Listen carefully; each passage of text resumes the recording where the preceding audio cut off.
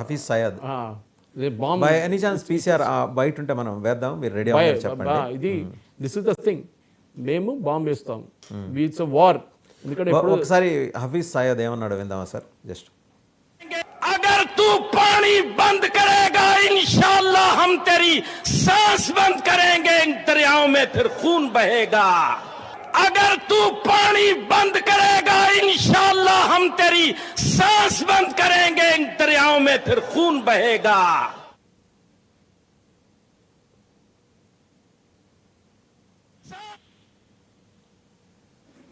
Right. అతను అన్నది ఏంటంటే అదే, మాకు నీళ్లు ఆపితే నీకు శ్వాస ఆపుతాం.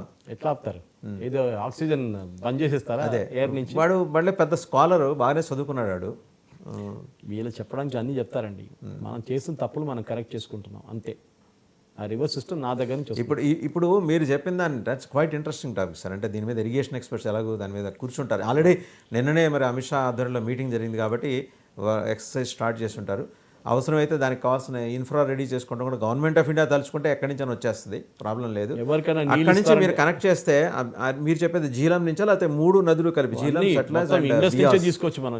ఇండస్ వ్యాలీ నుంచి కనుక తీసుకుంటే అవన్నీ కలిసి మనం 3 రాష్ట్రాలు, రాజస్థాన్, ఢిల్లీ, అంతే, గుజరాత్, అక్కడ already Sutlej Yamuna link canal ఒకటి ఉంది. ఆ కెనాల్ కనెక్ట్ చేసుకుంటే ఢిల్లీకి వెళ్ళిపోతుంది. ఢిల్లీకి చాలా ప్రాబ్లం నీళ్లు. ఢిల్లీ నుంచి హర్యానా నుంచి యూపీకి వెళ్తుంది. ఎట్లయినా మీరు కొత్త కెనాల్ ఏం కట్టక్కర్లేదు. And even Rajasthan has direct connection, అక్కడి నుంచి మళ్ళీ యూపీకి ఇబ్బంది. అది దట్ ఆల్ మీరు ఇరిగేషన్ ఎక్స్పర్ట్స్ ద్వారా అడగొచ్చు. కానీ మీరు తవ్వడం మొదలు పెట్టండి, చూడండి అప్పుడు టెన్షన్ చూడండి. ఏం చేయక్కర్లేదు, ఒక 100 బుల్డోజర్లు తీసుకొచ్చి తవ్వడం మొదలు పెట్టండి అంతే. అప్పుడు ఇమీడియట్గా పాకిస్తాన్ దిగి వస్తారు కిందికి. బాబు చెప్పండి మేము చేసిన తప్పైందని చెప్పారు అప్పుడు కూడా. ఎందుకంటే వాళ్ళు చెప్పండి, వాళ్ళకి ఇది లేదు కదా. ఎందుకంటే గజ్వా హింద్ ప్రాజెక్ట్ ఇది. వాళ్ళ రిలీజియస్ బుక్స్లో రాసుంది గజ్వాయ హింద్ అంటే భారతదేశాన్ని ఇస్లామిస్ట్ చేయాలి అని. మేము చెప్పలేదు, వాళ్ళ పుస్తకాలు రాసున్న ఇది గజ్వా హింద్ ప్రాజెక్ట్. అది ముఘల్స్ వచ్చారు ఫస్ట్, దానికన్నా ముందు అఫ్ఘాన్స్ వచ్చారు, షేర్షా సూరి వీళ్ళందరూ వచ్చారు. దాని తర్వాత ముఘల్స్ వచ్చారు, దాని తర్వాత మిగతా వాళ్ళు వచ్చారు లోకల్స్. మళ్ళీ ఇక్కడ టిపు సుల్తాన్, హైదర్ అలీ డౌన్ సౌత్. వీళ్ళు చేసింది గొడవ అంతా అంతే కదా, ఒక రిలీజియన్ని కొట్టడానికి చేస్తున్న పని. దాని తర్వాత షిమ్లా అగ్రిమెంట్, అది నెక్స్ట్ ఇంకొక పెద్ద బ్లండర్. షిమ్లా అగ్రిమెంట్ చెప్పండి సార్. ఇది కూడా షిమ్లా అగ్రిమెంట్ సైన్ చేసింది ఇందిరాగాంధీ గారు 71 వార్ తర్వాత 72లో సైన్ చేశారు. అది ఏం జరిగింది షిమ్లా అగ్రిమెంట్లో అంటే, షిమ్లా అగ్రిమెంట్లో జుల్ఫికర్ అలీ భుట్టో అండ్ ఇందిరాగాంధీ గారు నెగోషియేట్ చేసి ఏం చేశారంటే, మన దగ్గర 13,000 స్క్వేర్ కిలోమీటర్స్ మన పాకిస్తాన్ దగ్గర నుంచి గుంజుకున్నాం వార్ తర్వాత. ఎస్పెషల్లీ ఎంత sir? 13,000 square kilometres and plus another 2,000 kilometres Kashmir వైపు. ఓకే, 62-65 వార్ నుంచి 71 వార్ దాకా. సో ఆ ఏరియా అంతా మనం పాకిస్తాన్కి ఇచ్చేసాం మళ్ళీ వాపస్. ఒక టైంలో వాసుదేవన్ గారు hour army was sitting in Lahore, మన ఆర్మీ లాహోర్లో కూర్చున్నారు. 71 వార్లో మనం ఎక్వైర్ చేసింది లేదా స్వాధీనం మొత్తం అన్ని వార్లు కలిపి వీ హ్యాడ్ 13,000 కిలోమీటర్స్ ఇచ్చేసాం వాళ్ళకి. తర్వాత కార్గిల్ వార్ తెలిసినప్పుడు అప్పుడు మనకి దీని వాల్యూ తెలిసింది. వీళ్ళు వచ్చింది ఆ సైడ్ నుంచి, తోలోలింగ్, ద్రాస్, ఆ సైడ్ నుంచి వీళ్ళు వచ్చింది. పాకిస్తాన్ వాళ్ళు దూరం అక్కడి నుంచి వచ్చారు. అది మన చేతిలో ఉంటే ఆ ప్రాబ్లమే రాకపోతుంది.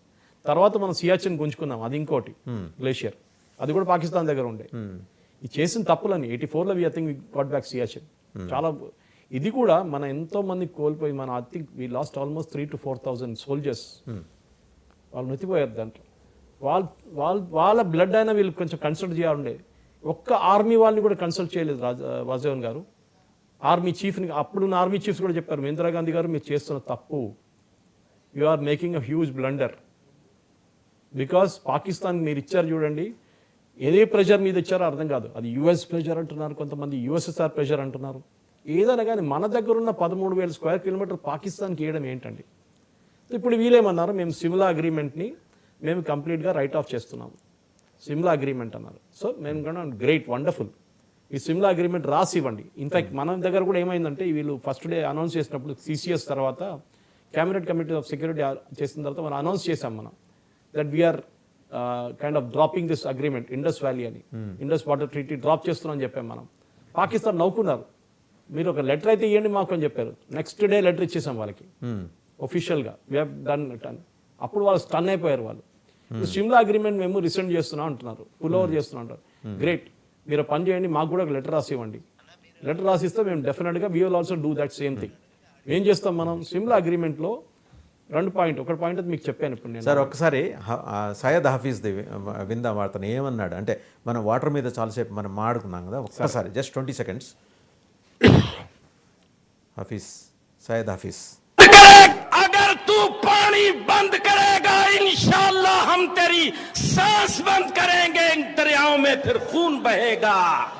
अगर तू पानी बंद करेगा इंशाअल्लाह हम तेरी सांस बंद करेंगे, इन दरियाओं में फिर खून बहेगा. అన్నారు కదా ఇన్షాల్లా మధ్యలో. స్పీచ్లు చెప్పుకుంటారండి, అన్నీ చెప్తారు. కార్బన్ డైఆక్సైడ్ పెడతాం, ఆక్సిజన్ తీసేస్తాం అని చెప్పేసి. వీళ్ళకి బుద్ధి లేదు కదా first of all. So Simla అగ్రిమెంట్లో ఒక పాయింట్ అయితే మనం మాట్లాడుకున్నాం, ల్యాండ్ రిటర్న్ ఇచ్చేసారు. ఆ టైంలో వాజ్పేయి గారు మీకు గుర్తుంటుంది, మన దగ్గర 90,000 మంది. ఎవరిని అడిగి ఇచ్చింది సార్? అపోజిషన్తో మాట్లాడలేదు ఆవిడ? ఆర్మీ వాళ్ళతో మాట్లాడలేదు. అప్పుడున్న ఆర్మీ చీఫ్ చెప్పారు, మీరు చేస్తున్న తప్పు మేడం, ఇవ్వకండి ల్యాండ్ వాళ్ళకి. ఏమేమో నెహ్రూ గారు లాగా అదే బ్లడ్ కదా మేము ఇవ్వబోతున్నాం, అదే బ్లడ్ అదే బ్రీడ్ వాళ్ళు చెప్తుంటారు కదా. 90,000 ప్రిజనర్స్ ఆఫ్ వార్ బంగ్లాదేశ్ నుంచి మన దగ్గర ఉన్నారు. ఏది బ్రిగేడియర్ లెవెల్ నుంచి జవాన్ దాకా 90,000 మంది వాళ్ళని ఇచ్చేసారు అట్లనే ఫ్రీగా. ఈజీలీ మాట్లాడుకొని పిఓకే మాకు ఇస్తే మేము ఇస్తాం వీళ్ళని చెప్తే వాళ్ళు రాసి ఇచ్చేస్తున్నారు కాగితం మీద అప్పుడే. అది కాకపోండి, మనం 350 మంది including air force pilots Pakistan కస్టడీలో ఉన్నారు ఆ టైంలో. వాళ్ళు ఒక్కరు కూడా మనకు రిటర్న్ ఇవ్వలేదు ఇవాళ దాకా. ఏ రోజు అండి ఇది? 1971.